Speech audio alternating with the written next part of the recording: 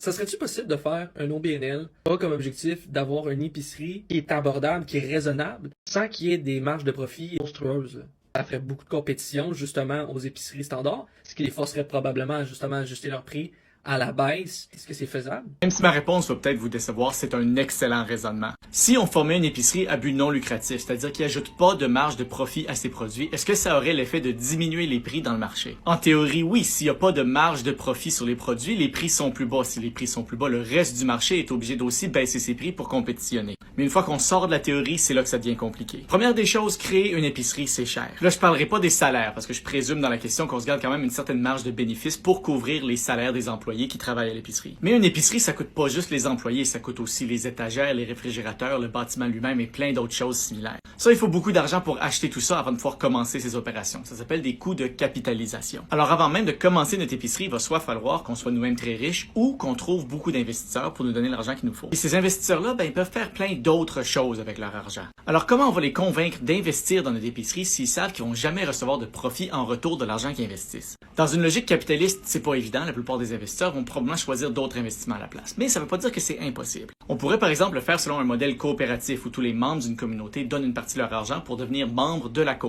Et les membres de la coopérative, en échange, n'ont pas à payer une marge de profit. Mais ça, économiquement, ça revient au même qu'investir pour recevoir un profit plus tard. Parce que les membres de la coop investissent quand même leur argent au début et reçoivent leurs bénéfices sous la forme de prix moins chers plus tard. Sinon, on pourrait décider de entièrement le financer par de la dette. Une fois que la dette est payée, en théorie, on n'a plus besoin de profit additionnel. Mais là, on entre en compétition avec tous les épiceries commerciales qui préféraient, elles aussi, probablement financer leur capitalisation avec de la dette, parce que ça veut dire qu'ils ont moins de profit à partager plus tard. Ce qui veut dire que généralement, par l'offre et la demande, les taux d'intérêt sur la dette vont généralement être comparables aux taux de profit que les investisseurs demandent. Et puis, les coûts de capitalisation sont constamment en roulement, parce qu'il faut réparer le bâtiment, changer les réfrigérateurs, etc. Mais supposons qu'on pouvait régler le problème du coût du capital. Mettons qu'on trouve un milliardaire qui est prêt à financer notre épicerie pour le fun. Rendu là, ce serait peut-être plus simple qu'il fait juste payer une partie de la nourriture à tout le monde, mais bon, c'est pas grave. Même avec notre épicerie, ce serait probablement pas assez pour faire une différence. Parce que les profits des chaînes d'épicerie viennent pas vraiment des épiceries individuelles. Ils viennent surtout du fait qu'ils sont des grandes chaînes d'épicerie. Parce que les chaînes d'épicerie sont connectées à des chaînes d'approvisionnement qui sont capables d'acheter en très grande quantité. Puis acheter en très grande quantité, ça coûte généralement moins cher à l'item. Ce qui veut dire que notre petite épicerie indépendante, même sans se faire de profit, serait probablement pas capable de compétitionner sur les prix aux grandes chaînes d'alimentation.